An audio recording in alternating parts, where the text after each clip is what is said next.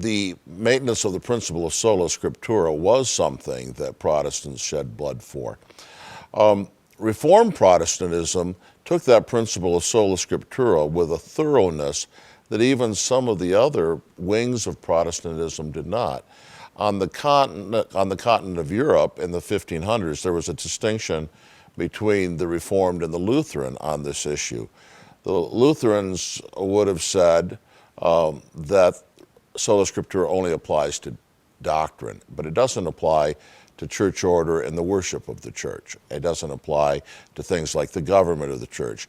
There we can take into account wholesome traditions. Calvin and the Reformed said, no, Sola Scriptura applies to everything about the church, not just its doctrine. Similarly, in England, the Puritans said, Sola Scriptura applies to everything, not just the doctrine of the church. The Anglicans actually taught, this is the doctrine of the Church of England, that the church has a right to decree rites and ordinances and ceremonies that are not in the Bible. So one of the differences between the Puritans and the Anglicans had to do with what was called the Jus Divinum. That is the fact that the Puritans believed there was a divinely appointed government for the church.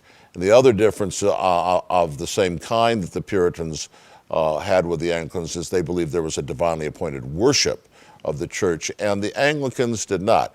The Anglicans said, we have to do what's in Scripture, but as long as it doesn't contradict Scripture, it's allowed.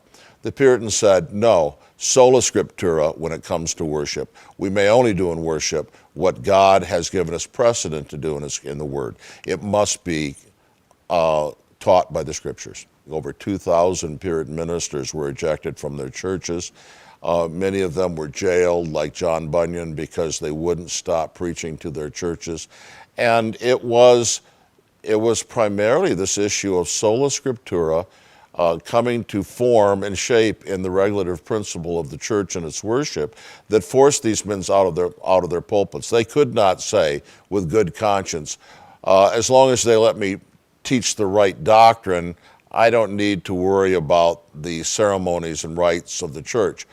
They couldn't say that. They believed that Sola Scriptura governed not only the doctrine of the church, but also its worship and its government.